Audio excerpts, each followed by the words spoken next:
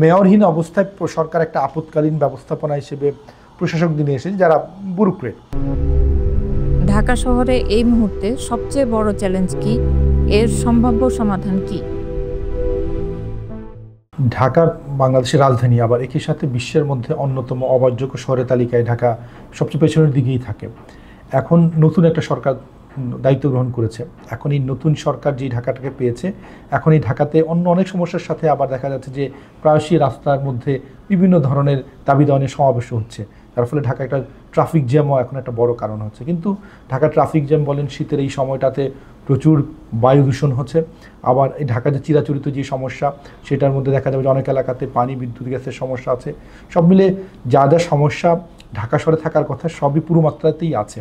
কিন্তু এই সমস্যাগুলো যেহেতু দীর্ঘদিনের সমস্যা, চাইলেই কোনো এক সরকার বা কোনো একটা উন্নয়ন কর্তৃপক্ষ হঠাৎ করে তার সমাধান করতে পারবে না। কিন্তু সমাধানের যাত্রাটা শুরু করা সম্ভব, এবং সেই ক্ষেত্রে ট্রান্সপোর্ট বা গণপরিবহনের ক্ষেত্রে আমরা দীর্ঘদিন ধরে দেখেছি যে বড় বড় উন্নয়ন প্রকল্পের নাম দিয়ে হাজার হাজার কোটি টাকা খরচ করা হয়েছে, কিন্তু মৌলিক যেই কাজগুলো করার কথা ছিল, বিশেষ করে আমাদের গণপরিবহন ব্যবস্থাপনা হিসেবে আমাদের বাস সার্ভিসের মান উন্নয়ন করা দরকার ছিল, আমাদের মানসম্মত কমিউটার ভিত্তিক সার্ভিস দরকার ছিল, ভালো ফুটপাথ দরকার ছিল, সেগুলো করা হয়নি। এখন এই সরকারের পক্ষে যেটা করা উচিত যে আমাদের মেগা প্রকল্প যেগুলো ছিল সেগুলোকে একটা নির্মোহ মূল্যায়ন দরকার, যে আমরা আগের মতোই সেই মেগা প্রকল্পগুলো সবগুলো টেনে নিয়ে যাব, নাকি না মূল্যায়ন করে যেটা প্রায়োরিটি প্রাধিকার সেটাতে আমরা গুরুত্ব দিব।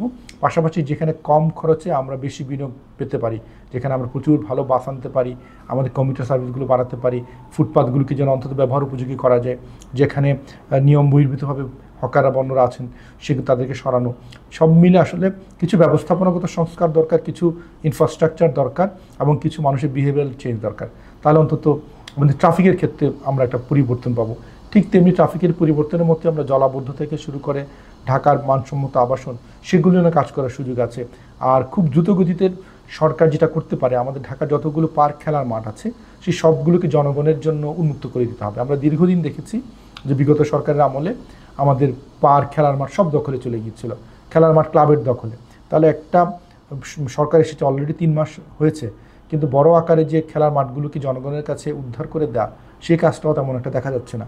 তাহলে নিদেন পক্ষে খেলার মাঠগুলো এলাকাবাসীকে উন্মুক্ত করে দিলে এলাকার শিশু কিশোররা তাদের হাঁটা দূরত্বের খেলার মাঠগুলোতে যদি খেলতে পারতো, তাহলে অন্তত বলতো যে না, আমাদের অন্তত কিছু নাগরিক সুবিধাদি আমাদের আরও বেশি সহজভাবে আমরা পাচ্ছি। তাহলে সেই কাজগুলো প্রাধিকার ভিত্তিতে করা দরকার, তাহলে অন্তত সরকার একটা বার্তা দিতে পারবে। আর দখলদার, সে খাল দখল বলেন, নদী দখল বলেন, সব জায়গাতেই দখলদার আছে। এবং এটা দুঃখজনক যে 5ই আগস্টের পরে অনেক ক্ষেত্রে খাল দখলদারদের যাদেরকে উচ্ছেদ করা হচ্ছিল তারা আবার বীর বিক্রমে ফেরত এসেছে। তারা সুযোগটা নিয়েছে, যেহেতু আইন শৃঙ্খলা বাহিনী কাজ করছে না, এই সুযোগটাতে তারা দখলদাররা নদী দখল, খাল দখলে ফেরত এসেছে। তাহলে সরকারের সেই বার্তাটা তো এখনও দিতে পারেনি। এই বার্তাটা স্পষ্ট করা দরকার, দখলদার যারাই হোক তাদেরকে আইনের আওতায় নেওয়া হবে। এবং অবশ্যই খাল দখলদার কারা, তাদের কিন্তু তালিকা গত নদী কমিশন কিন্তু করে রেখেছে। তো সেই তালিকা ধরেও যদি সরকার দৃশ্যমান কিছু কাজ করতো এবং কিছু দখলদারকে যদি জেলে নিতে পারতো, তাহলে কিন্তু অন্য দখলদারদের একটা বার্তা থাকতো। সেই বার্তাটা এখনই শুরু করা দরকার, যেন অন্তত সামনের যে বাংলাদেশ, যে নতুন বাংলাদেশের কথা বলছি, সেখানে খাল নদী দখলদারদের কোনো স্থান নেই, বার্তাটা স্পষ্ট করা উচিত। আমরা দেখেছিলাম 2 সিটি কর্পোরেশন থেকে বাস রুট রেশনালাইজেশন নামে একটা প্রকল্প শুরু করেছিল, যেটা ব্যর্থ হয়েছে। আপনার কি মনে হয়, এটা কি আসলেই দরকার ছিল? দেখেন, আমরা যখন বাইরের বড় বড় শহরগুলো, মেগা শহরগুলোতে যাই, বাসযোগ্য শহর, তখন আমরা বলি যে হ্যাঁ, সেসব শহরগুলোতে ভালো সার্ভিস হিসেবে মেট্রোর কথা বলি, যে হ্যাঁ অনেক শহরে ভালো ভালো মেট্রো আছে। আমরা উদাহরণ দিয়ে ঢাকাতে মেট্রো তৈরি করলাম, কিন্তু যে জিনিসটা বলি না, প্রতিটা উন্নত শহরে অত্যন্ত ভালো মানের বাস সার্ভিস, যার নেটওয়ার্কটা পুরো শহর জুড়ে বিস্তৃত, সেই বাস সার্ভিসটা আছে। তাহলে এই যে বাস সার্ভিস নগরের প্রাণ, বাস সার্ভিস ঠিক করার পরে পরবর্তীতে আমরা মেট্রো থেকে শুরু করে অন্যান্য যেই গণপরিবহনের ব্যবস্থা করি, তাহলে সেই বাস সার্ভিসটা কী কারণে আমরা স্বাধীনতার 50 বছর পরেও আমরা এত নাজুক অবস্থায় আছি, এইটা একটা বড় প্রশ্ন। এবং দেখেন 2005 সালে কিন্তু ঢাকা কৌশলগত পরিকল্পনা, যেটাকে এসটিপি নামে অনেকে চিনে, সেটা করা হয়েছিল। সেখানেও বলা হয়েছিল যে ঢাকাবাসীকে খুব দ্রুত এই ধরনের বাস রুট রেশনালাইজেশনের মাধ্যমে পুরো বাস সার্ভিসটাকে একটা নিয়ন্ত্রণ এবং ভালো সেবার মধ্যে নিয়ে আসা উচিত। কিন্তু 2004 ধরলে এখন 20 বছর পার হয়েছে। 20 বছরে আমরা কেন পুরো ঢাকা শহরের জন্য মানসম্মত এই ধরনের বাস সার্ভিস চালু করতে পারলাম না, যেখানে মালিকদের মধ্যে কোনো মারামারি নাই, যে আমার বাস আগে যাবে না, তার বাস আগে যাবে, কে যাত্রী টানতে পারবে। এই যে রেশনালাইজেশন প্রকল্পের মূল উদ্দেশ্য ছিল সবাইকে এক ছাতার মধ্যে নিয়ে আসা। এখন বিগত সরকারের দেখেছি 2 মেয়র প্রায়শই মিটিং করতেন ডিটিসিএতে, কিন্তু কাজের কাজ কিছুই হয় নাই। তারা একটা মিটিং শেষে তারা বলতেন যে বিভিন্ন প্রাইভেট মালিকদের কাছে তারা বলতেন যে আমাকে 50টা বাস দেন, 20টা বাস দেন, এভাবে হাত পেতে পেতে বাস চাইতেন। কিন্তু এইভাবে কি বিশ্বে কোনো শহর প্রাইভেট মালিকদের উপরে নির্ভর করে কি তার বাস সার্ভিসকে ঢেলে সাজাতে পেরেছে? যেটা উচিত ছিল যে কয়েক হাজার বাস সার্ভিসের কথা আমরা 1 দশক ধরে শুনছি, যে সরকার যেমন মেট্রো রেলের বগিগুলো যেমন বিদেশ থেকে তারা G2G পদ্ধতিতে নিয়ে আসতে পেরেছে, সরকার চাইলেই কয়েক হাজার বাস সার্ভিস গত 10-15 বছরে ঢাকা শহরে মানসম্মত নামাতে পারত।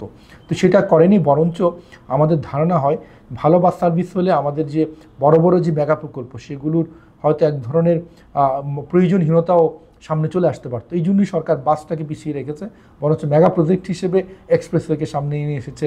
কখনো মেট্রোর একটা না, মেট্রোর 5-6টা লাইনে প্ল্যান করেছে, কিন্তু ঢাকার অর্থনৈতিক বাস্তবতায় 5-6টা লাইন তৈরি করতে গেলে যে ধরনের ইকোনমিক স্ট্রেংথ দরকার আমাদের তো রাষ্ট্রে সেটা নাই। যেটা ছিল সেটা হচ্ছে বাস সার্ভিসটাকে ভালো করা আর প্রয়োজন মাফিক 1-2টা মেট্রো লাইন তৈরি করা, কিন্তু সেটাতে আমরা হাঁটিনি। মূলটা হচ্ছে আগ্রহের অভাব। আগ্রহের অভাবটাকে লোক দেখানো মিটিং দিয়ে আমরা বিআরটি না বা ন্যাশনালাইজেশন মিটিংগুলো করা হয়েছে, কিন্তু যদি আগ্রহ থাকতো আর গত 15 বছর যেহেতু একটা সরকার টানা 3 মেয়াদে যেভাবেই হোক ছিল, তাহলে তাদের পক্ষে অন্তত সারা ঢাকা শহর না, বাংলাদেশের অন্যান্য বড় শহরগুলো তো ভালো গণপরিবহন ব্যবস্থাপনা হিসেবে বাস সার্ভিসকে সেইভাবে ঢেলে সাজাতে পারতো। সেই কাজটা তারা করেনি, কারণটা হচ্ছে তাদের কাছে আপনার অল্প ব্যয়ে যে প্রকল্পগুলো করা যায় সেগুলোর ব্যাপারে খুব বেশি আগ্রহ ছিল না। দীর্ঘদিন ধরে আপনারা এসটিপি 2005 বাস্তবায়ন করতে চাইছেন, তারপর 2015-তে সেটা রিভাইজ এসটিপি হয়। এই দুটোর মধ্যে পার্থক্য কি? দেখেন 2005-এ যে এসটিপিটা ছিল সেটা অত্যন্ত স্ট্যান্ডার্ড একটা ডকুমেন্ট। সেই কারণে স্ট্যান্ডার্ড বলছি যে সেখানে পরিবহন পরিকল্পনা যে ধাপগুলো অবলম্বন করে আপনার পরিকল্পনাটা সাজাতে হয়, বিশেষ করে যেই শহরের জন্য আমি পরিকল্পনা করছি সেই শহরে মানুষের বৈশিষ্ট্য, সেই শহরের অর্থনৈতিক সক্ষমতা, সেইগুলো বিবেচনায় নিয়ে সেখানে অনেকগুলো অপশনসের কথা বলা হয়েছিল। যে ঢাকার মতো শহর, যেখানে ঢাকা যদিও রাজধানী কিন্তু বাংলাদেশের অর্থনীতির একটা চ্যালেঞ্জ আছে, সীমাবদ্ধতা আছে, সেই জন্য তারা স্পষ্টভাবেই বলেছিল ঢাকাকে চাইলেই আপনার উন্নত শহরের মতো অধিক মেগা প্রকল্প নির্ভর কোনো সলিউশন দেওয়া যাবে না, বরঞ্চ প্রায়োরিটি হওয়া উচিত স্বল্প ব্যয়ে যে প্রকল্পগুলো করা যায়। সেখানে তারা স্পষ্ট করে সেখানে ফুটপাতের মান উন্নয়ন, বাস সার্ভিসের মান উন্নয়নের কথা বলেছিল এবং বলেছিল যে 15-20 বছর পরে যখন ঢাকা তার মৌলিক কাজগুলো করে ফেলতে পারবে, বাস এবং ফুটপাতের উন্নয়ন, তখন একটা পর্যায়ে ঢাকার মতো শহরকে হয়তো আমরা গণপরিবহন হিসেবে মেট্রোকে নিয়ে আসতে পারবো। তো প্রায়োরিটি শুরুর দিকে ছিল বাস সার্ভিস এবং ফুটপাত, আর পেছনের দিকে ছিল হচ্ছে যে আপনার মেট্রো, তারও পেছনে ছিল এক্সপ্রেসওয়ে। কিন্তু বিস্ময়করভাবে সরকার বাস সার্ভিসের মান উন্নয়নের বেশি আগ্রহ দেখায়নি এবং একই সাথে ফুটপাতগুলোকে নিয়ে খুব বেশি কাজ করেনি। অল্প কিছু ধনী এলাকাতে ফুটপাতের কাজ হয়েছে, আপনি গুলশান বনানীর ফুটপাতগুলো দেখবেন খুব ভালো, কিন্তু আপনি একটু বাইরে গেলেই দেখবেন মোহাম্মদপুর যান, রায়ের বাজার যান কিংবা ড্যামরাতে যান, ফুটপাতের অবস্থা খুবই খারাপ। তাহলে অল্প কিছু এলাকায় ফুটপাতের কাজ করা হয়েছে আর বাসগুলোকে ধরাই হয় নাই। অথচ তখন সরকার মেট্রো প্রকল্প আর এক্সপ্রেস নিয়ে নামলো। এখন এই যে মেট্রো, তখনকার যে আমাদের এসটিপি প্রস্তাবনা সেখানে 3টা মেট্রো লাইনের কথা বলা হয়েছিল। তো এখন এই 3টা মেট্রো লাইনের সাথে বিআরটি লাইনগুলোকে প্রাধিকার দেওয়া হয়েছিল। এখন পরবর্তীতে সরকার দেখলো যে মেট্রো লাইন তার সে আরও করতে চায়, কারণটাকে অনেক ব্যয়ের প্রকল্প, সেটাতে তাদের আগ্রহ আছে, সেই জন্য তারা রিভাইজ এসটিপি নাম দিয়ে তারা আরএসটিপি তৈরি করলো, যেখানে তারা বা ইচ্ছে মতন তারা মেট্রো লাইন তার মতো করে মনের ইচ্ছে মতো নেটওয়ার্ক আঁকলো এবং কিছু নেটওয়ার্ক পাতাল, কিছু উপরে। পাতাল নেটওয়ার্কের তো ব্যয়টা অনেক বেশি, হ্যাঁ, ইভেন ট্রেডিশনাল মেট্রোর চেয়ে তার 2.5 গুণ 3 গুণ বেশি পাতাল নেটওয়ার্কে হয়। তো এখন আমাদের বিদ্যমান অর্থনৈতিক সক্ষমতায় তো এই উচ্চাভিলাষী পরিকল্পনা ছিল, হ্যাঁ, এই উচ্চাভিলাষী পরিকল্পনাগুলো নিয়েই সরকারের খুব আগ্রহ। যখন আমরা আমাদের পক্ষ থেকে পরিকল্পনা দৃষ্টিকোণ থেকে আমরা যখন চ্যালেঞ্জগুলো জানিয়েছি বিভিন্ন ফোরামে, তখন সরকার বলেছে যে এসটিপিতে নাই তো কী হয়েছে, আমরা নতুন আরএসটিপি করছি, সেখানে এগুলো ইনক্লুড করা হবে। কিন্তু ইনক্লুড করার জন্য যে ফিজিবিলিটি স্টাডি সেগুলো করা হয়নি, জাস্ট ইচ্ছাধীন হলো যে আমি ইনক্লুড করে দিলাম। আরএসটিপিতে আপনার হচ্ছে 6টা মেট্রো লাইনের কথা নিয়ে আসা হলো এবং সেটার সাথে কয়েকটা বিআরটি প্রকল্পের কথা বলা হলো এবং এর মধ্যে কয়েকটা লাইন পাতাল রেলও ছিল মেট্রো লাইনের। এবং দেখেন এর মাঝখানে কিন্তু সরকার আবার আরেকটা সেপারেট প্রকল্প, সেটা হচ্ছে পাতাল রেল প্রকল্প। পুরো ঢাকা শহর জুড়ে পাতাল রেল হবে, প্রায় কয়েকশো কিলোমিটার একটা নেটওয়ার্ক, সেটা নিয়েও আবার ফিজিবিলিটি স্টাডি করে অনেক টাকা খরচ করলো। সরকারের মূল আগ্রহ ছিল আপনার বড় বড় প্রকল্প। বড় প্রকল্পের বিপরীতে দেখেন ঢাকার মতো শহরে সহজ বা কম ব্যয়ে করা যায়। মেট্রোর বিপরীতে আপনার মনোরেল করা যেতে পারতো। মনোরেলের সম্ভাব্যতা যা চাই, লাইট র্যাপিড ট্রানজিট বা LRT, যেগুলো ঢাকার আশেপাশে কমিউটার রেল হিসেবে ভালো কাজ করতে পারতো, সেগুলো নিয়ে আগ্রহ হয়নি। ইভেন দেখেন আপনার ঢাকা থেকে নারায়ণগঞ্জের যে আমাদের কমিউটার যে সার্ভিস হিসেবে যে লাইট রেলগুলো চলতো, সেগুলোকে অকেজো করে রাখা হয়েছে। ডেমো ট্রেন কিছু চলেছে, সেগুলো নষ্ট হয়ে গিয়েছে। আবার বিপরীতে সরকারের একটা প্ল্যান ছিল যে আপনার কমলাপুর থেকে টঙ্গী পর্যন্ত একটা আপনার হচ্ছে যে কমিউটার সার্ভিসকে মানোন্নয়ন করা। এক্সপ্রেসের নাম দিয়ে সেই সার্ভিসটাকেও, সেই প্রকল্পটাকেও একদমই গলা টিপে মেরে ফেলা হয়েছে, এবং সেই এক্সপ্রেসওয়ে আমাদের সেই রেল নেটওয়ার্কের উপরেই বসেছে, কিন্তু সেই কমিউটার রেল সার্ভিসটা হয় না। তবে গণপরিবহন হিসেবে সহজে যা করা যায় সেগুলো নষ্ট হয়েছে। ইভেন টঙ্গী থেকে কমলাপুর পর্যন্ত আসতো এমন অনেক রেল সার্ভিস ছিল যেগুলোর ফ্রিকোয়েন্সি কমতে কমতে প্রায় শূন্যের কাছে নেমে গিয়েছে। তাহলে এই যে একটা ব্যবস্থাপনা, যে ব্যবস্থাপনায় বাংলাদেশে মানুষকে সহজে সেবা দেওয়া যায়, সেটা না করে এসটিপির ভালো প্রস্তাবনাগুলিকে পেছনে ঠেলে দেওয়া হয়েছে। পরবর্তীতে আরএসটিপির নাম দিয়ে ব্যয়বহুল প্রকল্প আরও নতুন নতুন অ্যাড করা হয়েছে অনেকগুলো মেট্রোর নাম দিয়ে। এবং আপনি যদি দেখেন আরএসটিপি একটা বড় ডকুমেন্ট, কিন্তু সেখানে কোথাও এই যে নতুন নতুন এই প্রকল্পগুলো নিয়ে আসা হলো, তার ইকোনমিক ফিজিবিলিটি সেভাবে ডিটেল কিছুই নাই। জাস্ট কয়েক পাতার মধ্যে জাস্ট করতে হবে বলা আছে, কিন্তু এটার ইকোনমিক রিটার্ন কীভাবে হবে, সেটা আমরা কীভাবে রিপে করবো আমাদের যে লোনগুলো, সেটা নিয়ে কোনো আলাপ করা হয়নি। তো এই জন্যই আমাদের দীর্ঘ 15 বছর একটা সরকার থাকার পরেও ঢাকায় যানবাহনের গতি বাড়েনি। একটা মেট্রো লাইন হয়েছে, সেটা আমাদের যেটা উত্তরা থেকে আমাদের মতিঝিল পর্যন্ত। তো এই একটা লাইন দিয়ে তো আসলে সারা ঢাকাবাসীর অন্য যারা অন্য রুটে চলেন তাদের তো কোনো গণপরিবহনে বলেন বা যাতায়াত ব্যবস্থায় তাদের মানোন্নয়ন হয়নি, বরঞ্চ আমাদের যেই পরিবহনের গতি আগে কয়েক দশক আগেও যেটা ঘন্টায় 20 কিলোমিটার ছিল, সেটা কমতে কমতে এখন 5 কিলোমিটারের নিচে নেমে এসেছে, যেটা হাঁটা দূরত্বের প্রায় কাছাকাছি। তাহলে আমরা তো এগোইনি। এর মূল কারণটাই ছিল যে আমাদের মাইন্ডসেট, যে আমরা সহজে যে কাজটা করা যায়, যে প্রকল্পগুলো বা যে ব্যবস্থাপনাগুলো জন্য গুরুত্ব দেওয়া উচিত, সেটা দেয়নি। আমরা অধিক ব্যয়বহুল আমাদের পরিবহন পরিকল্পনায় গিয়েছি, এই কারণে ঢাকাবাসী এখনও ভুগছে। আপনারা সবসময়ই উন্নত গণপরিবহন ব্যবস্থা চালুর উপর জোর দিয়েছেন, কিন্তু এসবের খুব একটা সুফল দেখা যায়নি। এখন দেশে পরিবর্তিত পরিস্থিতিতে সড়কের শৃঙ্খলা ফিরিয়ে আনতে আপনাদের সুপারিশ কি হবে? দেখেন, ঢাকার মতো শহরে যদি আপনি সড়কের শৃঙ্খলা ফেরত আনতে চান, একটা হচ্ছে ব্যবস্থাপনাগত বিষয়, যে আপনার এই শহরে যে লেনে চলুক, এই যে লেন ব্যবস্থাপনা বলে যে একটা জিনিস আছে, এই শহরে কোথাও লেন নাই। এবং মানে আপনার এনএমভি বা আমরা যেটা বলি নন মোটরাইজড ভেহিকেল কোথায় চলবে, কিভাবে না চলবে, সে ব্যবস্থা নাই। কোথায় পার্কিং করবে সেটা নাই। এমনকি তার গতিবেগ কেমন হবে তার কোনো ডিরেকশন নাই। এখন এইটার সুযোগ নিয়েই তো সড়কে নৈরাজ্য হচ্ছে। তাহলে সরকারকে প্রথমে হাত দিতে হবে ব্যবস্থাপনাগত সংস্কারে। সেখানে লেন ব্যবস্থাপনা, পার্কিংগুলো সুনির্দিষ্ট করা, এবং আরও যেই জায়গাগুলোতে শুধুমাত্র এনএমভি চলতে পারবে সেগুলি সড়কগুলিকে আলাদা করা, যেখানে শুধু মোটরাইজড ভেহিকেল চলতে পারবে সেগুলিকে আলাদা করা। ব্যবস্থাপনাগত এই সংস্কারের পরবর্তীতে সরকারকে হাত দেওয়া উচিত আমাদের খুব অল্প ব্যয়ে যে গণপরিবহন, আমরা বারবার বলছি বাস সার্ভিস, তার পাশাপাশি আরেকটা জিনিস একই সাথে গুরুত্বপূর্ণ আমাদের মাঝারি আকৃতির, সেটা হচ্ছে আমাদের কমিউটার সার্ভিস, যেগুলো আমাদের সড়কের সেকেন্ডারি রোড, ইভেন কখনো কখনো ক্ষেত্রে টার্সিয়ারি রোডে চলতে পারবে বা গলিতেও চলতে পারবে। তাহলে রিক্সাও কমবে, মোটরসাইকেল কমবে, এগুলো কমানো দরকার। আর পাশাপাশি যেটা খুবই গুরুত্বপূর্ণ, যে আমাদের ব্যক্তিগত গাড়ির সংখ্যা দিনকে দিন বাড়ছে। আমাদের যারা ধনী আছেন তারা একই পরিবারে 2-3টা গাড়ি, কিন্তু সেখানে নিয়ন্ত্রণের কথা আগের সরকার অনেকবার বলেছে যে এক পরিবারে একটার বেশি গাড়ি থাকবে না, কিন্তু সেটার জন্য তো কোনো ধরনের রেগুলেশন ইম্পোজ করা হয়নি। কিন্তু আবার একই সাথে সরকার যেহেতু ভালো গণপরিবহন দিতে পারেনি, তাহলে সেজন্য এই যারা মধ্যবিত্ত, এমনকি অনেকে লোন করে গাড়ি কিনেছে তার বাচ্চাকে স্কুলে নেওয়ার জন্য। তাহলে এই যে একটা দ্বন্দ্ব তৈরি হয়েছে, যে আমার একই সাথে ভালো গণপরিবহন নাই, তাই মধ্যবিত্ত সহ উচ্চবিত্ত আমাদের বড় নিজস্ব টাকা দিয়ে আমাদের প্রাইভেট কার কিনছে, আবার আমরা একই সাথে বাধ্য হচ্ছি যে গণপরিবহনে না চড়তে। তাহলে এখন সরকারের প্রথম প্রায়োরিটি হওয়া উচিত গণপরিবহন পুরো সড়ক জুড়ে নামানো এবং সকল এলাকা জুড়ে, এটা 1-2টা রুটে না। পাশাপাশি সরকারের যেটা খুবই গুরুত্বপূর্ণ, সরকার চাইলে কিন্তু সকল সরকারি কর্মকর্তাদেরকে কিন্তু বিভিন্ন রুটে তার মানসম্মত বাস সার্ভিস দিয়ে সরকারি কর্মকর্তাদের কিন্তু সে গণপরিবহনে নিয়ে আসা।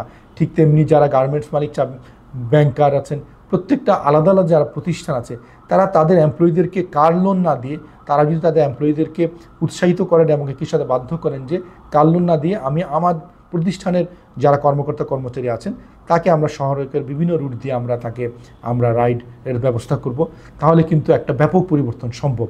ইভেন আমাদের সড়কে আজিমপুর থেকে আপনার মিরপুর পর্যন্ত স্কুল বাস সার্ভিস চালু করা হয়েছিল, সেটা অত্যন্ত সাড়া ফেলেছিল, কিন্তু সেই সার্ভিসটা বন্ধ হয়ে গেছে। ঢাকা শহরের নারীদের জন্য বিশেষায়িত বিআরটিসি কিছু সার্ভিস আছে, সেটাতে এত ডিমান্ড, মহিলারা চড়তে চান কিন্তু পান না জায়গা, অথচ সেগুলোকে বাড়ানো হয় নাই। তাহলে গণপরিবহনের এই যে বিভিন্ন ধরনের মডেলগুলো নিয়ে আসতে পারলে ঢাকা শহরে বিশাল একটা পরিবর্তন করা সম্ভব। আর এলাকা ভিত্তিক কমিউটার সার্ভিসগুলো নিয়ে আসতে পারলে আমাদের ছোট বাহন করা সম্ভব। আমাদের নিয়ন্ত্রণ দরকার প্রাইভেট কার, মোটরসাইকেল এবং রিক্সা, সব কিছুর মধ্যে একটা নিয়ন্ত্রণ দরকার, যেন গণপরিবহনটা মানসম্মতভাবে বাড়িয়ে ওগুলোকে নিয়ন্ত্রণ আরোপ করতে পারলে দেখা যাবে যে ঢাকা শহরের ট্রাফিক জ্যামটা অনেকটুকুই কমানো সম্ভব হবে। আমাদের যে পরিমাণ সড়ক থাকা দরকার, কমপক্ষে 7%, তা তো আমাদের নেই। এ বিষয়ে আপনার মন্তব্য কি? চাইলেই তো একটা গড়ে ওঠা শহরে আপনি 7%কে আইডিয়ালি আমরা প্ল্যানিং বলি 20%, অনেক বড় শহরে 25% আছে, চাইলেই 7কে আপনি 15-20-এ নিতে পারবেন না। হ্যাঁ, কিছু কিছু এক্সপ্রেসওয়ে ফ্লাইওভারের কারণে অল্প কিছু রাস্তা বেড়েছে, কিন্তু সেটা তো গণমানুষের কাজে লাগেনি। যারা ব্যক্তিগত গাড়ি চড়ান তারাই সে রাস্তাটা ব্যবহার করতে পারে। যেহেতু আমাদের রাস্তা এক্সিস্টিং শহরে বাড়ানোর সুযোগ নেই, আমাদের যেই সুযোগটা আছে রাস্তার সর্বোত্তম ব্যবহার এবং অবৈধ পার্কিং থেকে শুরু করে অবৈধ হকার, সেগুলোকে যদি আমরা সরাতে পারি তাহলে রাস্তার ক্যাপাসিটি বাড়ানো সম্ভব।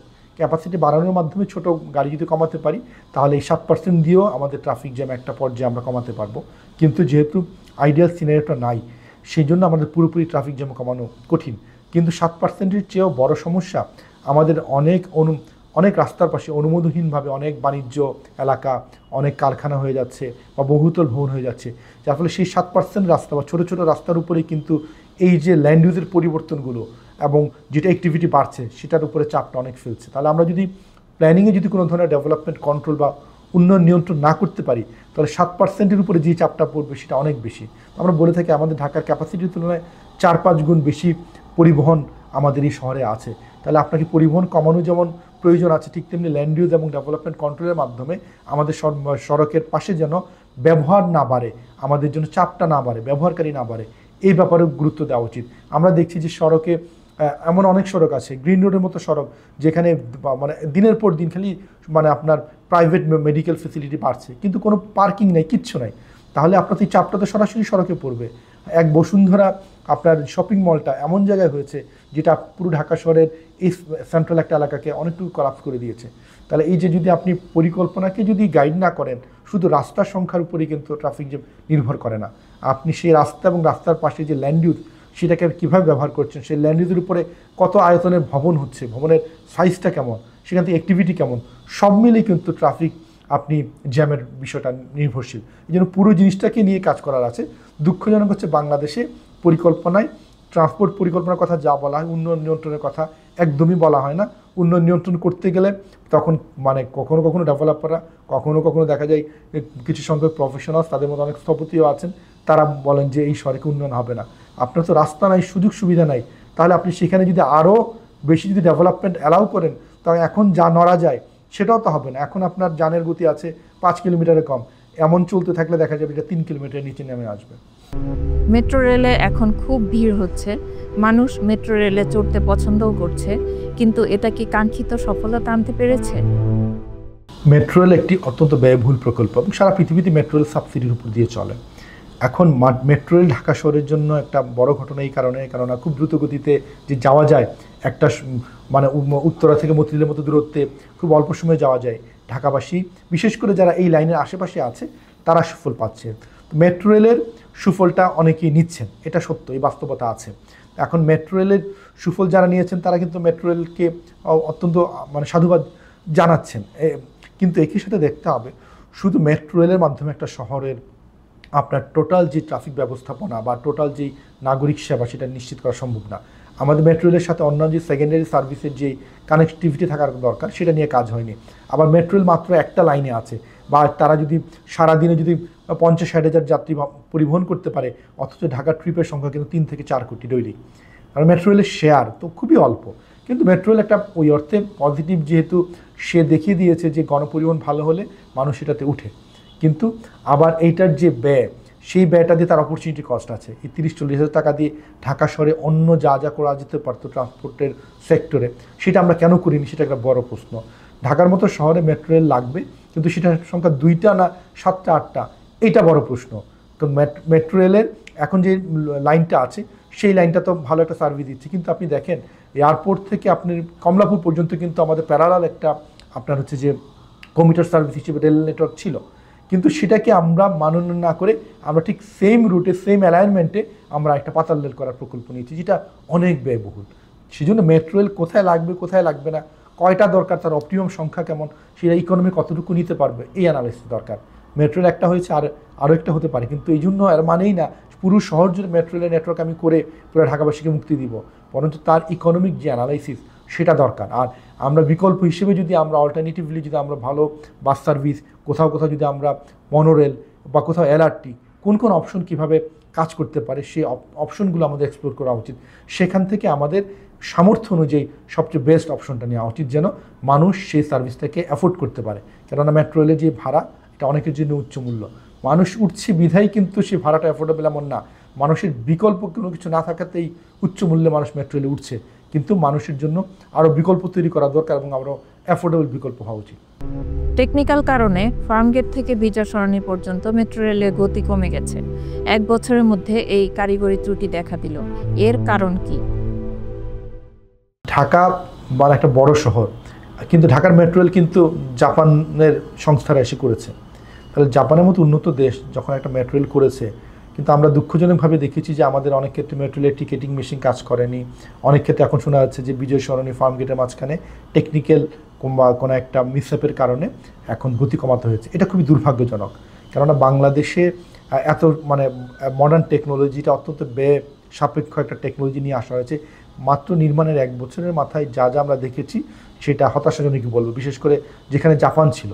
তাহলে এটা আমাদের ইউজার ইন্ডের কোনো সমস্যা না, যা যা হয়েছে এই ক্ষেত্রে কনস্ট্রাকশনে কোনো ফল্ট আছে কিনা কিংবা কনস্ট্রাকশন মনিটরিংয়ের সময় কোনো গাফিলতি ছিল কিনা, তা এটা তদন্ত করা উচিত। কেননা মেট্রো রেল যেহেতু সরকারের আরও বানানোর পরিকল্পনা আছে এবং এত ব্যয়বহুল প্রকল্পে যদি 1 বছরের মাথায় এই ফল্টগুলো আসে, তাহলে আরও তো সামনে দিন পড়ে আছে, তাহলে তখন আর কি কী ধরনের সমস্যা আসতে পারে।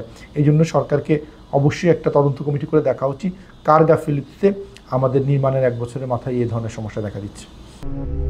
ঢাকা শহরের জলাবদ্ধতা নিরসনে বর্তমান সরকারের প্রতি আপনার পরামর্শ কি থাকবে? ঢাকা আজ থেকে 30-40 বছর আগেও কিন্তু খাল নদীর নেটওয়ার্কে পরিপূর্ণ ছিল, প্রচুর পুকুর ছিল, আমাদের খালগুলো শহরের ভেতর দিয়ে গিয়েছে।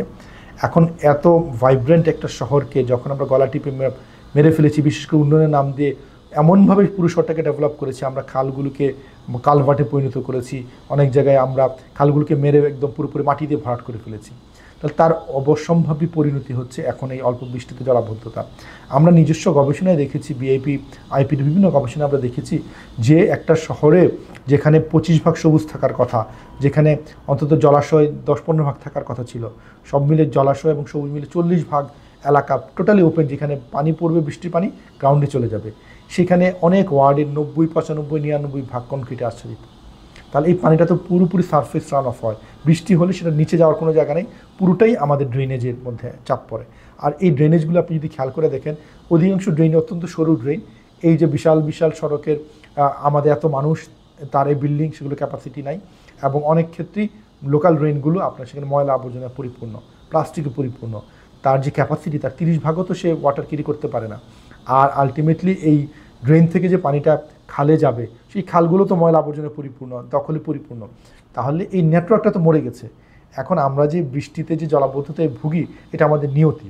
বরঞ্চ আগে আমরা দেখেছি মেয়ররা দায়িত্ব নেওয়ার পরেই বলতেন যে আগামী বর্ষায় জলাবদ্ধতা থাকবে না, এটা একটা প্রহসনমূলক কথা। বরঞ্চ তাদের বলা উচিত ছিল যে আমি যেই শহরটা বুঝে পেয়েছি, এই শহরে আগামী বর্ষায় কেন আগামী 10 বর্ষায়ও জলাবদ্ধতা, এটা মেনে নিয়ে চলতে হবে, আমি যতটুকু উন্নতি করতে পারি চেষ্টা করব।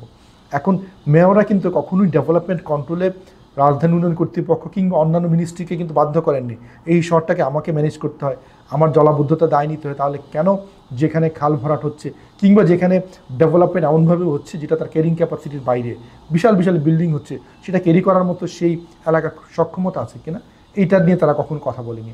যদি আপনি সেই কথাটা না বলেন, খালি কনক্রিট দিয়ে পুরো শহর ঢেকে ফেলেন, আর মেয়রকে আমি দোষ দিই যে কেন জলাবদ্ধতা হচ্ছে, এটা একদমই সেটা হচ্ছে যে অর্বাচীনের মতো কথা।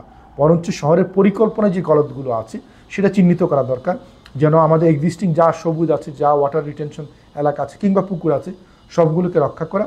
আর আগের যারা দখলদার তাদের ধরতে হবে, কেননা আগের দখলদারদের না ধরলে যেটা হয় নতুন দখলদার তৈরি হয়। এখন পরিবর্তিত পরিস্থিতিতে এখন নতুন নতুন দখলদার গজিয়ে গিয়েছে। তো এই জন্য এই দখলদারটাকে ধরতে হবে, বার্তাটা দিতে হবে, সেই বার্তাটা অস্পষ্ট। আর আগে অনেক আমাদের প্ল্যানিংয়ে ভুল ছিল। ভুলটা কি, বক্স কালভার্ট কাদের পরামর্শ করেছিলাম, ঢাকার প্রাণ এই খালগুলিকে ধ্বংস করে এদেরকে বের করা উচিত। যে আপনি প্ল্যানিংয়ে বড় ভুল করলে দেখা যাবে সেই ভুলটা কোনো রেমিডি হয় না। তাহলে আমাদের জন্য এখন যেন আমরা কোনো পরিকল্পনাগত ভুল না করি এবং ঢাকার জলাবদ্ধতার জন্য প্রচুর প্রকৌশলগত সমাধান খুঁজি। কোথাও আমরা পাকা ড্রেন করতে করতে আমরা খালের নিচে পাকা করে ফেলছি, ড্রেনের নিচে পাকা করে ফেলতেছি। তাহলে আপনার ন্যাচারাল যে ওয়াটার, যে আপনার আন্ডার ওয়াটার রিচার্জ, সেটার তো ব্যবস্থা রাখতে হবে। উত্তরার বিভিন্ন লেক ডেভেলপমেন্টে আমাদের খালের নিচে পাকা করা আছে, আমরা নিজেরাই সাংবাদিক রিপোর্টে দেখেছি, আমরাও নিজেরাও দেখেছি। তাহলে এই ধরনের আপনার পাগলাটে পরিকল্পনা ডিজাইন কারা করে? মানে এই ধরনের আপনার পরিবেশ বায়োডাইভার্সিটি মানে হচ্ছে নেচারকে প্রিজার্ভেশন। নেচার প্রিজার্ভেশনের বাইরে গিয়ে যে উন্নয়ন মডেল করবেন আর কৃত্রিম ড্রেনেজ ব্যবস্থা নির্ভর আপনি হচ্ছে যে পানি নিষ্কাশন, এটা তো অচল একটা ব্যবস্থা। তাহলে এই অচল ব্যবস্থা থেকে আমাদের প্রাকৃতিক সিস্টেমটাকে যতটুকু সম্ভব পুনরুজ্জীবন করা, আর যারা যারা দখলের সাথে এখনও সম্পৃক্ত তাদেরকে মেসেজ দেওয়া এবং শাস্তি দেওয়া এবং তাদের আইনগুলোকে সংস্কার করা যেন দখলদাররা ন্যূনতম পানিশমেন্টে পান না পায়। তাহলেই ঢাকার আমরা একটা লেভেলে জলাবদ্ধতা আমরা কমাতে পারবো। আর ঢাকা তো বড় হচ্ছে, বাড়ছে, কিন্তু আমরা দেখছি যে ঢাকার ফ্লাড ফ্লো জোন সেটাও ক্রমাগত ভরাট হয়ে যাচ্ছে। তার পানিটা যে আলটিমেটলি নামবে সেই জায়গাটা যদি আপনি ভরাট করেন তাহলে তো আলটিমেটলি ঢাকা জলাবদ্ধতা আরও বাড়বে। এই জন্য সামগ্রিকভাবেই কাজ করলে অন্তত ঢাকার কেন্দ্রীয় এলাকায় জলাবদ্ধতা কিছুটা কমানো সম্ভব। কিন্তু বিদ্যমান যা অবস্থা চলে এসেছে, ঢাকাকে চাইলেই আপনি যে জলাবদ্ধ মুক্ত করবেন সেই বাস্তবতাটা আসলে এখন আর নাই। ড্যাব বাতিল করার জন্য কিছুদিন যাবৎ একটা সংঘবদ্ধ চক্র তৎপর হয়েছে। এ বিষয়ে আপনারা কি পদক্ষেপ নিচ্ছেন? ঢাকার বিশ্বতন্ত্র পরিকল্পনা, যেটা সাধারণ জনগণ ড্যাব নামে চিনে, সেটা ঢাকার পরিকল্পনা দলিল। এখন পরিকল্পনা দলিলের মধ্যে অনেক ধরনের প্রস্তাবনা থাকে, কিন্তু আমরা দেখেছি একটা চক্র, বিশেষ করে আবাসন ব্যবসা যারা করেন তাদের সাথে কতিপয় স্থপতি, এদের যেহেতু স্থপতিরা আবার বাড়ি ডিজাইন করেন, এদের মধ্যে ভালো স্থপতিও আছে, কিন্তু কতিপয় স্থপতির মূল আগ্রহ হচ্ছে যে কীভাবে ভবনের উচ্চতা বাড়ানো যায়। এখন ভবন তো উচ্চ ভবন করাই যায় নগর পরিকল্পনার সূত্র অনুযায়ী, যেখানে প্রশস্ত রাস্তা আছে, নাগরিক সুবিধা দিয়ে আছে সেখানে, কিন্তু তাদের মূল টার্গেট আছে সারা ঢাকা শহরে বহুতল ভবন বানাতে হবে, স্কোয়ার ফিট দিয়ে তাদের ব্যবসা হবে। তাহলে এই ব্যবসা যারা করতে চান, বিশেষ করে আমাদের যখন 2008 ইমারত বিধিমালাতে পুরো ঢাকা শহরে অত্যন্ত মানে উচ্চ একটা ফার বা ফ্লোর এরিয়া রেশিও, যে রেশিওর মাধ্যমে আপনার প্লটের তুলনায় বিল্ডিংয়ের আকার আয়তনটা বা উচ্চতাটা নির্ধারিত হয়, সারা ঢাকা শহরে অনেক বেশি মাত্রায় একটা ফার ভ্যালু দেওয়া হয়েছিল। তারা আবার এই চক্রটা যখন দেখেছে ড্যাপের মাধ্যমে বিভিন্ন এলাকার বিভিন্ন নাগরিক বৈশিষ্ট্য অনুযায়ী, বিভিন্ন এলাকাতে সেই এলাকার বৈশিষ্ট্য অনুযায়ী বিভিন্ন আকার আয়তনের ফার দেওয়া হয়েছে, তখন তারা নেমে পড়েছিল গত সরকারের আমলেও। তারা প্রথম গত সরকারকে বলতে চাইলো যে ড্যাবটা হচ্ছে যে ড্যাব যদি বাস্তবায়ন করা হয় তাহলে সরকারের ভোট ব্যাংকে প্রভাব পড়বে। তখন তারা একটা পলিটিক্যাল সুবিধা নেওয়ার চেষ্টা করলো। তারপরে ড্যাবটা যে কোনোভাবেই হোক সেটা যখন বাস্তবায়ন বা প্রণয়ন করা হলো, তারপরে তারা 1 বছরের মাথায় সেটাকে তার ফার ভ্যালুগুলো বাড়ানোর জন্য দেন দরবার করে এবং কোনো ধরনের পেশাজীবীদের সাথে রাজুক আলোচনা করেনি, তারা তাদের মতো করে এক দফা ফার ভ্যালু বানিয়েছে। এখন এই চক্রটাই, এই আবাসন ব্যবসায়ী অনেকেই কিন্তু গত সরকারকে যে রাজনৈতিকভাবে তারা অনেক ধরনের অ্যাডভান্টেজ দেওয়ার ক্ষেত্রে তাদের একটা সরাসরি ভূমিকা ছিল। আর এখন এই চক্রেরই একটা অংশ আবার এখন এই ড্যাবটাকে বৈষম্যমূলক নাম দিয়ে বর্তমান রাজনৈতিক পরিস্থিতিতে আবার নতুন করে সুযোগ নেওয়ার চেষ্টা করছে। তারা গত সরকার আমলে সুযোগ নিয়েছিল, এই সরকার আমলে সুযোগ নিতে চায়। তারা আসলে স্বার্থান্বেষী মহল, তাদের কাছে শহরের বাসযোগ্যতা কোনো বিষয় না, বিষয় হচ্ছে যে তাদের ব্যবসা, নামই তো হচ্ছে আবাসন ব্যবসায়ী, ব্যবসায়ীরা ব্যবসা করতে চাইবে, খুবই স্বাভাবিক। কিন্তু সেই ব্যবসাটা যদি শহরের বাসযোগ্যতার সাথে কম্প্রোমাইজ করতে হয়, তখন যে রাষ্ট্রের যে সংস্থাগুলো, বিশেষ করে আমাদের রাজধানী উন্নয়ন কর্তৃপক্ষ, আমাদের যে পূর্ত মন্ত্রণালয়, তাদের দায়িত্ব আছে। তারা অবশ্যই বিশ্বের অন্যান্য বাসযোগ্য শহরের যেভাবে তারা পরিকল্পনা করে বাস্তবায়ন করে সেটার দেখভাল করা উচিত। দুঃখজনক বাস্তবতা আছে, রাজুকের মধ্যে একটা চক্র আছে, তার মধ্যে বিভিন্ন পেশাজীবী আছেন, মন্ত্রণালয়ের মধ্যে একটা চক্র আছে, তারাও চায় ফার ভ্যালু বাড়ুক, তারও ব্যবসায়ীদের সাথে একটা আঁতাত আছে। এই আঁতাতটা যতদিন আছে তাহলে ততদিন পর্যন্ত বাংলাদেশে বাসযোগ্যতা সাংঘাতিক একটা সংকটের মুখে। তো আমরা পরিকল্পনাবিদদের পক্ষ থেকে আমরা রাজুক কিংবা মন্ত্রণালয়ের কিংবা উপদেষ্টার সাথে দেখা করে আমরা আমাদের বক্তব্যগুলো দিয়েছি। আমরা বলেছি স্পষ্ট কথা, বাইরের অন্যান্য দেশে বাসযোগ্য শহর তৈরি করতে গেলে যে পলিসিতে তারা এগিয়েছে, আপনার ঢাকার যে প্রস্তাবনাগুলো সেটার সাথে তুলনা করেই সিদ্ধান্ত নিতে হবে। শুধুমাত্র ব্যবসায়ীদের চাপে পরে এই সিদ্ধান্তগুলো বাতিল করার কোনো সুযোগ নেই। কিন্তু দুঃখজনক বাস্তবতা হচ্ছে, আগে সরকারের সময় দেখেছি ব্যবসায়ীরা সরকারের কাছাকাছি, এই সরকারের সময় কতিপয় ব্যবসায়ীরা এখনও তারা একটা সম্পর্ক তৈরি করার চেষ্টায় আছে, তারা অনেকটুকু সফলতার কাছাকাছি তারা মনে করছে। এবং এই কারণেই নতুন সরকার যখন বিভিন্ন ধরনের সংস্কার নিয়ে হাবুডুবু খাচ্ছে, এই অংশটা তারা যাচ্ছে যে ড্যাব সংস্কার বা ড্যাব বাতিল, তারা তো বাতিলই করতে চায়, পরিকল্পনা চায় না। তারা চায় যে নতুন করে ড্যাব বাতিল করে দিয়ে কিংবা ইমারত বিধিমালাটাকে তাদের মতো করে সাজিয়ে গুছিয়ে যেন ঢাকার বিশাল বড় বড় ইমারতের শহর। কিন্তু আমাদের খেয়াল করতে হবে, বড় ইমারত কিন্তু একটা শহরে অতি অল্প জায়গায় থাকে, পুরো শহর জুড়ে বড় ইমারত থাকে না। হ্যাঁ, তো এই যে পরিকল্পনা কৌশলগুলো সেটা তারা মানতে নারাজ। আর বিশ্বে একটা নতুন চর্চা শুরু হয়েছে। আমরা যখন বহুতল ভবন দেখে যখন একটা পর্যায়ে গিয়ে অনেক স্থপতি, অনেক ক্ষেত্রে অনেক পরিকল্পনা নিয়ে যারা কাজ করেন তারা আহ্লাদিত হয়েছিলেন, কিন্তু এখন কিন্তু আবার মাটির কাছে ফেরত আসার প্রবণতা আছে, যেটাকে অনেক জায়গাতেই নাম আছে, এটা হরাইজন্টাল আর্কিটেকচার। তার কি সেই পদ্ধতিতে গিয়েছে যে আমরা এখন আর আগের মতো বিশাল বিশাল হাই রাইজ 40-50 তলা ভবন না করে যেই ভবনগুলো মিড রাইজ মিনস হচ্ছে যে আপনার 3, 4, 5, 6, 7 তলা পর্যন্ত, এগুলো হচ্ছে মিড রাইজ ভবন। মিড রাইজ ভবন করলে সেটা ভূমিকম্পের ঝুঁকি কম থাকে, অগ্নি ঝুঁকি কম থাকে এবং এখানে কমিউনিটি তৈরি হয়। আর আপনি যদি 30-40 তলা বড় বড় ভবন করেন, সেখানে মানুষের মধ্যে যে মানবিকতার চর্চাগুলো তৈরি হয় না। তাহলে এই যে প্ল্যানিংয়ের যে কনসেপ্টগুলো, যে আমরা মিড রাইজ এবং হরাইজন্টাল আর্কিটেকচার, এইগুলো এখন বিশ্বে অনেক দেশই সেটাকে কথা বলছে। আর আমরা বলছি বাংলাদেশের জমি কম। বাংলাদেশ ঢাকার ছোট আয়তন, পুরো বাংলাদেশ তো অনেক বড় একটা, অন্তত সিটি স্টেটের মতো ছোটো না, তাহলে একটা এত বড় দেশ, সেই বড় দেশে আপনি যদি চান তাহলে পরিকল্পিত উপায়ে মিড রাইজ ডেভেলপমেন্টের মাধ্যমে পুরো বাংলাদেশকে সাজানো সম্ভব এবং কৃষিজমি সুরক্ষার মাধ্যমে। কিন্তু যারা এই যে এর অপোজিটে কথা বলছেন, তাদের মূল আগ্রহ হচ্ছে তাদের ব্যবসাটা করার জন্য স্কোয়ার ফিট দিয়েই তারা ব্যবসাটা মাপছেন। কিন্তু তাদের মনে রাখা উচিত, বিশ্বে যেখানে মিড রাইজ ডেভেলপমেন্ট হয়েছে, কিংবা অনেক ক্ষেত্রে নর্থ আমেরিকাতে তো 1-2 তলার দিয়েই মানে হাউজিংয়ের পর হাউজিং হচ্ছে, সেগুলো ডেভেলপাররা করে। ডেভেলপাররা করতে গেলেই যে বড় বড় বিল্ডিং বানাতে পারবেন না, বড় বিল্ডিং যেমন ডেভেলপাররা বানায়, ছোট আয়তন, মাঝারি আয়তন, সব আয়তনের বিল্ডিংয়ে ডেভেলপার বানাতে পারে। তাহলে এই জিনিসটা ধরা উচিত। আর রাষ্ট্রের উচিত জনগণের স্বার্থ দেখা আর আমাদের শহরে পরিবেশ দেখা। কিন্তু অনেক ক্ষেত্রে দুঃখজনক যে তারা কম্প্রোমাইজ করতে অনেকে কুণ্ঠাবোধ করেন না, জনগণের স্বার্থটা বড় থাকে না। আমরা রাজধানী উন্নয়ন কর্তৃপক্ষ সহ আমাদের যারা দায়িত্বপ্রাপ্ত আছেন তাদের কাছে আহ্বান জানাচ্ছি, ড্যাপের যে কোনো ধরনের পরিবর্তন, পরিমার্জন অবশ্যই জনগণের এবং পরিবেশের স্বার্থকে প্রাধান্য রেখে হতে হবে। অতিরিক্ত জনসংখ্যার চাপে ঢাকা অনেক আগেই বাসযোগ্যতা হারিয়েছে। ঢাকা কি আদৌ কোনোদিন বাসযোগ্য হতে পারবে? ঢাকা বাসযোগ্যতা যে হারিয়েছে, এটা আমরা নিজেরা জীবন দিয়ে অনুভব করি। এখন ঢাকার পক্ষে আদর্শগতভাবে বাসযোগ্য হওয়ার যে সুযোগটা, সেটা আমরা হারিয়ে ফেলেছি। কেননা যেই শহরের ক্যারিং ক্যাপাসিটি যা ছিল তার থেকে 3-4-5 গুণ বেশি পপুলেশন আছে। সবুজগুলো ধ্বংস করেছি, চাইলে আপনি নতুন নতুন সবুজ এলাকা তৈরি করতে পারবেন না। চাইলেই যে পুকুর ডোবা খাল ধ্বংস করেছেন, সেখানে বিশাল বড় বড় ভবন হয়েছে, সেটাকে ফেরত আনা যাবে না। কিন্তু আমরা যেটা করতে পারি, এখন যা আছে সেটাকে সুরক্ষা দেয়া, আর আমরা ব্যবস্থাপনাগত কিছু পরিবর্তন, সেই পরিবর্তনের মধ্যে হবে খেলার মাঠ যা আছে সেটার জন্য শিশু কিশোরেরা খেলতে পারে, সেই সুযোগটা করা। কেন সেই ক্ষেত্রে আমরা দেখি অনেক ক্ষেত্রে ক্লাবের দখলে আছে খেলার মাঠগুলো। তাহলে ব্যবস্থাপনাগত পরিবর্তন, উন্নয়ন, নিয়ন্ত্রণের মাধ্যমে ঢাকার বাসযোগ্যতার কিছুটা উন্নতি সম্ভব। এবং সেই উন্নতি করতে গেলে অবশ্যই জনগণের প্রকৃত অর্থেই যে ভালো হয় এই ধরনের সিদ্ধান্ত নিতে হবে। এটা কর্পোরেট বা বিজনেসম্যান তাদেরকে প্রায়োরিটি দিয়ে সিদ্ধান্ত না। আর আমাদের যে সুযোগটা আছে, ঢাকাতে কিন্তু এখনও শহরটা বর্ধিত হচ্ছে। তাহলে নতুন এলাকাগুলো যেন আমরা পরিকল্পিতভাবে করতে পারি, সেই প্ল্যানটা এখন থেকে করা দরকার। কারণ ঢাকার বর্ধিত নগর এলাকাগুলো অন্তত বাসযোগ্য হোক, আর কেন্দ্রীয় নগর এলাকাগুলোতে একটা লেভেলে বাসযোগ্যতার কিছুটা উন্নতির মাধ্যমে যারা ভেতরে আছেন তারা যেন একটা আপাতত একটা স্বস্তিতে থাকেন। কিন্তু এটা আমাদের মেনে নিতে হবে, ঢাকার ভেতরে আমরা যারা আছি তাদেরকে যানজট, জলজট, নাগরিক সুবিধাদির অপ্রতুলতা, খেলার মাঠের সংখ্যাটা কম, এটা মেনে নিয়ে চলতে হবে। দেশ ক্রমবর্ধমান হারে অপরিকল্পিত নগরায়নের দিকে যাচ্ছে। এই পরিপ্রেক্ষিতে ন্যাশনাল ফিজিক্যাল প্ল্যান বাস্তবায়নের কি হবে? সারা বাংলাদেশের জন্য একটা পরিকল্পনা দরকার, সেটার নাম ছিল ন্যাশনাল ফিজিক্যাল প্ল্যান। আমরা প্রথম যে পঞ্চবার্ষিক পরিকল্পনা, সেখানে বলা হয়েছিল সারা বাংলাদেশের জন্য একটা পরিকল্পনা কাঠামো থাকবে। তো এখন এই নামটাকে আমরা এখন বিএপির পক্ষ থেকে আমরা ফিজিক্যাল প্ল্যানটাকে স্পেশাল প্ল্যানিং ফ্রেমওয়ার্ক নামে আমরা বলছি। সারা বাংলাদেশের জন্য একটা প্ল্যানিং ফ্রেমওয়ার্ক থাকবে। সেই ফ্রেমওয়ার্কটা না থাকলে পৃথিবীর কোনো দেশ উন্নত হতে পারে না, পরিকল্পিত হতে পারে না। এখন বাংলাদেশ সরকার কিন্তু, গত সরকার বিশেষ করে, তারা কিন্তু একটা আইন করতে চেয়েছিল, urban and regional planning act. সারা বাংলাদেশে যেখানে যত ধরনের অবকাঠামো হোক, তারা যেন একটা পদ্ধতির মধ্য দিয়ে আসে।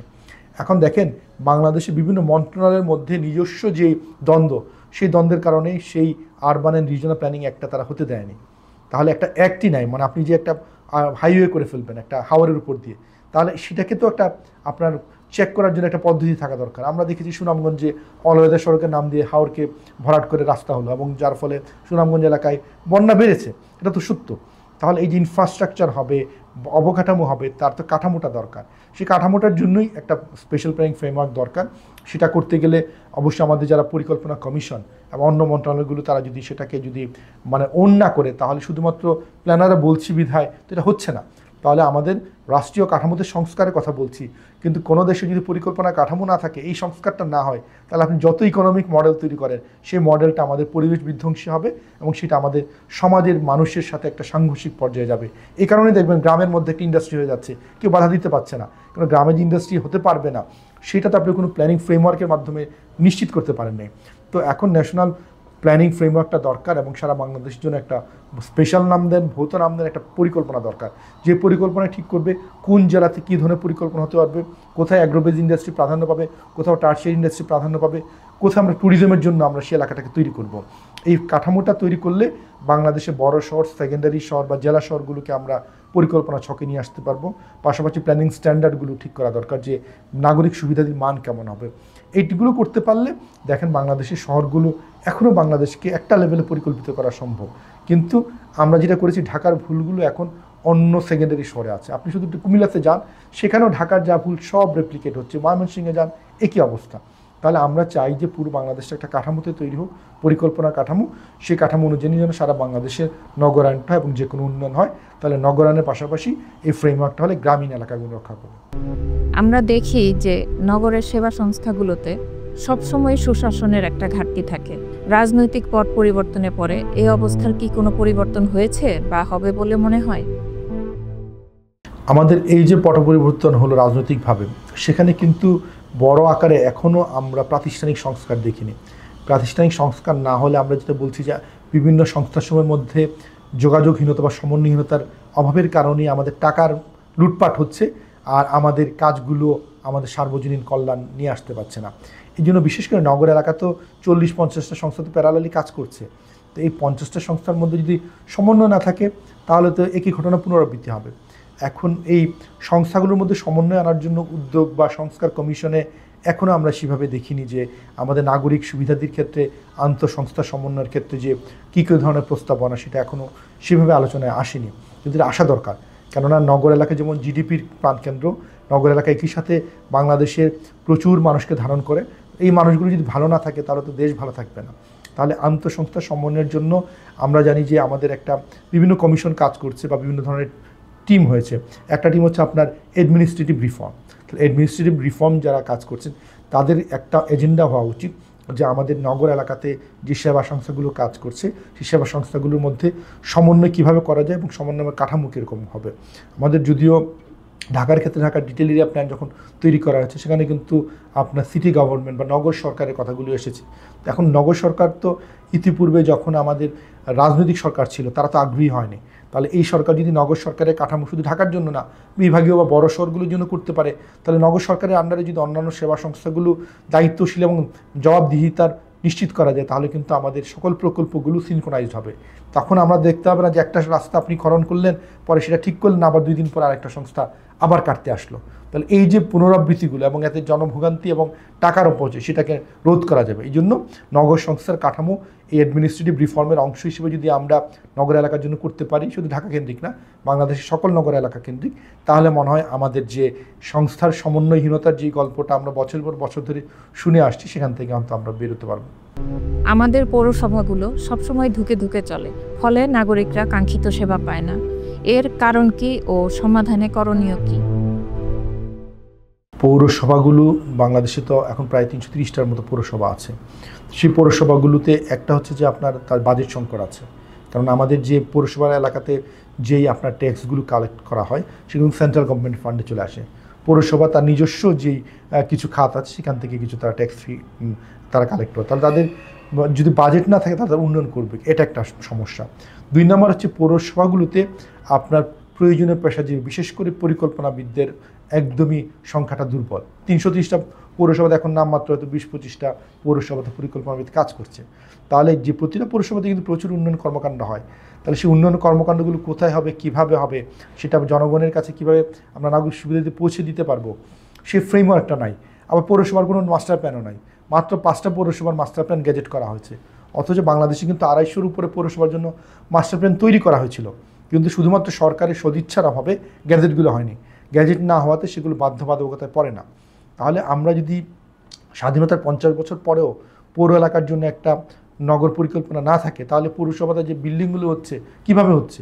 বিল্ডিং হলে শুধুমাত্র জাস্ট দেখা যায় পৌরসভার কাছে একটা অনুমোদন, কিন্তু সেই অনুমোদনটাই যথেষ্ট নাও, সেই বিল্ডিংগুলোর ইম্প্যাক্ট কীভাবে হবে সেটা যদি অ্যানালাইসিস না থাকে, প্ল্যানিং না থাকে, তাহলে তো পৌরসভাগুলো কাজ করে না এবং আলটিমেটলি পৌরসভাগুলো কাজ করছে না। এখন সিটি কর্পোরেশনও রিলেটিভলি বেটার, অনেক সিটি কর্পোরেশনের প্ল্যানার আছেন, কিন্তু সেই প্ল্যানারদেরও আপনার হচ্ছে যে সঠিকভাবে কাজে লাগানো হয় না এবং ডিসিশন মেকিং প্রক্রিয়াতে পলিটিশিয়ানরা কখনো কখনো অন্য পেশাজীবীরা তারা কিন্তু মেজর একটা রোল প্লে করতে চায়। কারণটা হচ্ছে প্ল্যানারদের যে নলেজ বেসটা আছে সেটা কাজে লাগাতে গেলে অনেক ক্ষেত্রেই দেখা যায় যে প্ল্যানারদের অনেক ক্ষেত্রে ডেভেলপমেন্ট কন্ট্রোল এবং রেস্ট্রিকশনটা তাদের করতে হয়, এটা প্ল্যানিংয়ের ধর্ম। তাহলে সেই রেস্ট্রিকশনটা অনেকে মানতে চায় না, অনেক সময় ব্যবসায়ীদের চাপে, অনেক সময় আমলাদের চাপে দেখা যায় যে উন্নয়ন যত্রতত্র এবং আমাদের মেয়র কাউন্সিলরদের আগ্রহে হচ্ছে। তাহলে এই চর্চা যদি থাকে তাহলে বাংলাদেশ কখনো পরিকল্পনাগত দিক দিয়ে ঘুরে দাঁড়াতে পারবে না। সারা বিশ্বেই পলিটিশিয়ানদের একটা তো নিশ্চয়ই মত থাকবে, কিন্তু সকল ক্ষেত্রে পেশাজীবীদের মতটাকে শ্রদ্ধা করার যে কালচার অন্য দেশগুলোতে, অন্য শহরগুলোতে হয়েছে, কিন্তু বাংলাদেশে সেই কালচারটা নেই। সবাই গায়ের জোরে নিজের স্বার্থকে মানে সিদ্ধি করার জন্যই কাজটা করে। তাহলে আপনাকে অবশ্যই শহরের পরিকল্পনাবিদ, স্থপতি, পেশাজীবী, পাশাপাশি সাধারণ মানুষের পার্টিসিপেশন এটাকে এনশিওর করে প্ল্যান করার কথা, কিন্তু এই প্রক্রিয়াটা নাই। নামমাত্র কিছু পেপারস তৈরি করা হয়, অনেক ক্ষেত্রে দেখা যায় যে প্রকল্প পাশ হয়ে যাচ্ছে, জনগণও জানে না, অন্য পেশাজীবী পরিকল্পনাবিদও জানে না, কিন্তু ইমপ্লিমেন্টেশন শুরু হয়েছে। এই চর্চা থেকে বের না হতে পারলে আমাদের শহরগুলোর উন্নয়ন হবে না। শুধুমাত্র বাজেট বাড়লো কি কমলো না, আলোচনাটা সেখানে সীমাবদ্ধ না রেখে শহরের পরিকল্পনায় মানুষ অংশগ্রহণ করছে কিনা, পেশাজীবীরা কী মতামত দিচ্ছে সেটা গুরুত্ব পাচ্ছে কিনা, পলিটিশিয়ানদের আগ্রহটাকে কীভাবে আমরা ট্রান্সলেট করছি, এই পুরো জিনিসগুলোকে নিয়ে যদি কাজ না করতে পারি তাহলে বাংলাদেশের সিটি কর্পোরেশন বলেন, পৌরসভা বলেন, কোনো জায়গাতেই আসলে উন্নয়নের নামে টাকার অপচয় হবে, কিন্তু সেই শহরগুলোর বাসযোগ্যতা খুব বেশি বাড়বে না। গাজীপুর সিটি কর্পোরেশনে কোনো নাগরিক পরিষেবা নেই, কিন্তু নাগরিকরা নিয়মিত কর দিচ্ছে, এ বিষয়ে আপনার মতামত কি? ঢাকার বাইরে কয়েকটা সিটি কর্পোরেশন যেমন গাজীপুর, নারায়ণগঞ্জ, সেখানে গেলে দেখা যাবে ঢাকার চেয়ে এইসব শহরগুলোর বাসযোগ্যতার অবস্থা তার চেয়ে কয়েক গুণ খারাপ। বিশেষ করে গাজীপুরে তো এখন যেভাবে যত্রতত্র শিল্প কারখানা হয়েছে, সেখানে পরিবেশ একদম ভয়ঙ্করভাবে নষ্ট হয়ে গিয়েছে এবং সেখানে ফুটপাত নাই। আমাদের হাজার হাজার গার্মেন্টস কর্মী তারা যে তার কর্মস্থলে যাবে, ফুটপাতগুলোকেও ধ্বংস করে ফেলা হয়েছে। তাহলে এই যে গাজীপুরে তো মানুষজন ট্যাক্সও দিচ্ছে, সেবা পাচ্ছে না। গাজীপুরের পরিকল্পনা মানে করার জন্য যে উদ্যোগ, সেই উদ্যোগটা বছর পর বছর ধরে চলছে, কোনো ধরনের পরিকল্পনা এখন পর্যন্ত তৈরি করা হয়নি। তাহলে এই যদি অবস্থা হয়, অথচ গাজীপুর কিন্তু বিশ্বের মধ্যে অন্যতম ক্রিটিক্যাল একটা শহর, তাহলে এটা তো পরিকল্পনা করতে হবে এবং সেই পরিকল্পনাতে অবশ্যই মৌলিক যে বিষয়টা, পরিকল্পনাটা শুরুই হয়ে ভাবে যে আপনি ইন্ডাস্ট্রিগুলোকে আলাদা করতে হবে, ইন্ডাস্ট্রিয়াল জোনে নিতে হবে। এখন পুরো গাজীপুর হয়ে গেছে ইন্ডাস্ট্রিয়াল জোন, এটা তো ছিল না এভাবে। তাহলে গাজীপুর যখন ঢাকার এত কাছে একটা শহর ধ্বংস হলো, তখন কেন সরকার সেখানে গুরুত্ব দিল না? সরকার যে পরিকল্পনাকে গুরুত্ব দেয় না, তার উদাহরণ হচ্ছে গাজীপুর। এখন গাজীপুর তো উন্নয়ন কর্তৃপক্ষ হয়েছে, তাহলে গাজীপুর উন্নয়ন কর্তৃপক্ষের উচিত খুব দ্রুত একটা মানসম্মত প্ল্যান তৈরি করা, যে প্ল্যানের মাধ্যমে ইন্ডাস্ট্রিয়ালাইজেশনকে কন্ট্রোল করা হবে, শহরে ইন্ডাস্ট্রিয়াল ওয়ার্কারদের আবাসন কোথাও হবে সেটা নিশ্চিত করা হবে, আর শহরে আদিবাসিন্দা যারা আছে তাদের আবাসন এলাকার আশেপাশে পরিবেশ যেন নিশ্চিত হয়, নাগরিক সুবিধাদি যেন বাড়ানো যায়, সেটার জন্য কিন্তু পরিকল্পনা মাফিক এখনই উদ্যোগ দরকার। এখনও যদি শুরু করতে পারি, আগামী 5-10 বছরে গাজীপুরের বাসযোগ্যতাটা কিছুটা উন্নতি করা সম্ভব। আর যদি সে উদ্যোগ না থাকে, এখনও গাজীপুরে যে ওপেন স্পেস কিংবা কৃষিজমি আছে সেখানেও শিল্প কারখানা হয়ে যাবে এবং সেখানটা সেই পুরো এলাকাটা ঢাকার চেয়ে কয়েক গুণ বেশি বিষাক্ত এবং বসবাস অযোগ্য হয়ে যাবে। শিশু পার্কে আন্ডারগ্রাউন্ড পার্কিং সংবলিত একটি প্রকল্প নিয়েছিল সিটি কর্পোরেশন। অতিরিক্ত ব্যয় ও অন্যান্য কারণে প্রকল্পটি সমালোচিত। আপনারা কি এ বিষয়ে গণপূর্তের সাথে কথা বলেছেন?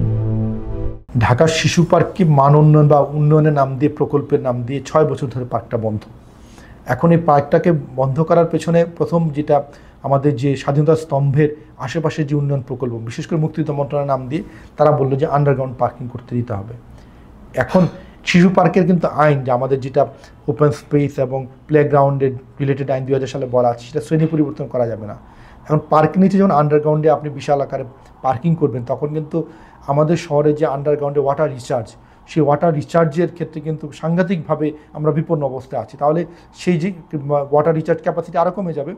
আর আন্ডারগ্রাউন্ড পার্কিংয়ের কারণে শিশু পার্কের আশেপাশে যে পরিবেশ, সেই পরিবেশটা কিন্তু আরও দূষিত হবে, সেখানে অ্যাক্টিভিটি বাড়বে এবং যারা শিশু পার্ক ব্যবহারকারী না তার বাইরে কিন্তু অনেকে সেই পার্কিংটা ফেসিলিটি নিতে পারবেন। তাহলে এই জন্য শিশু পার্কের খুলনা হচ্ছে পাল্টে দিয়ে যেই ধরনের প্ল্যানিং পরিকল্পনা নেওয়া হয়েছে সেটা একটা অবিশ্বাস্য, এবং এখানে যেই মানের রাইডের কথা বলা আছে এবং 10 গুণ 15 গুণ 17 গুণ দাম বেশি দেখাইয়ে রাইড আনা হয়েছে। তাহলে এখন যখন এই প্রকল্পটা বাস্তবায়িত হয়ে যেত, তাহলে দেখা যেত শিশু পার্কে নেচার ছিল সেটা কম মূল্যে শিশু পার্কটা এনজয় করা যায় এবং প্রান্তিক শিশুরা সপ্তাহে একটা দিন বিনামূল্যে চড়তে পারতো।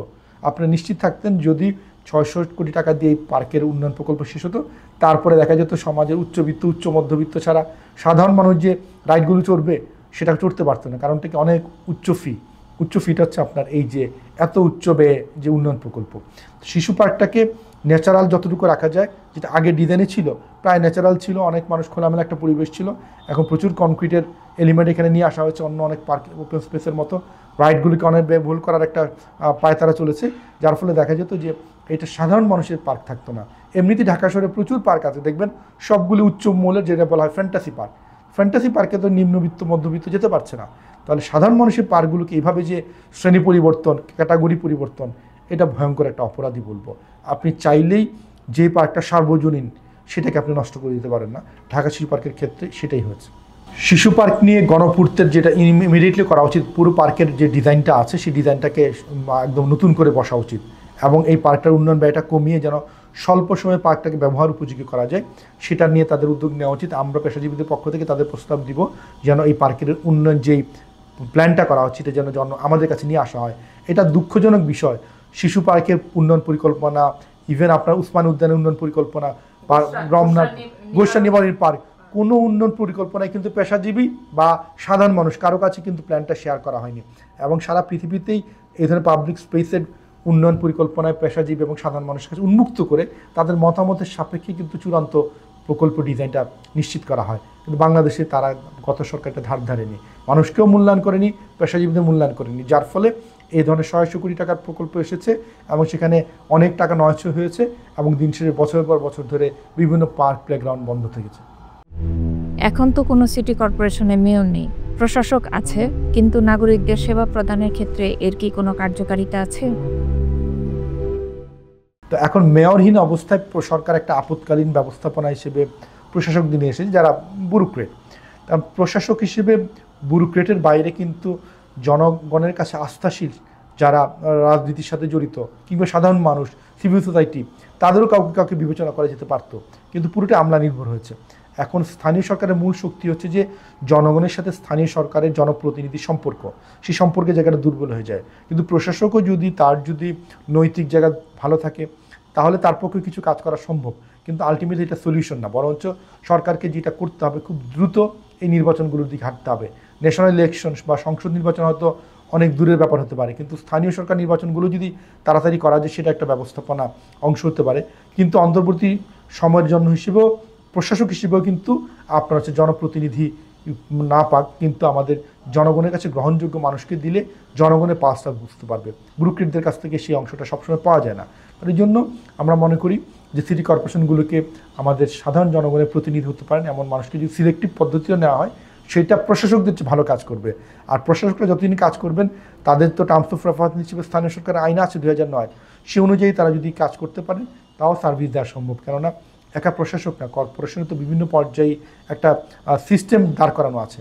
কিন্তু যেটা চ্যালেঞ্জ যে সিটি কর্পোরেশনের অনেক ক্ষেত্রে স্টাফ আছে বা যারা কর্মকর্তা আছে তারা অনেকে দুর্নীতিগ্রস্ত।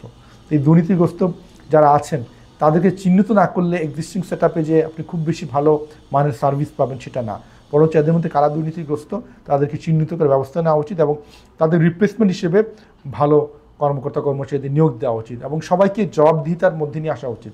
কেননা কর্পোরেশন নেচারই হচ্ছে সে জনগণের কাছে জবাবদিহি করবে। বিগত সময়গুলোতে আমরা এই জবাবদিহিতার কোনো জায়গায় আমরা দেখিনি।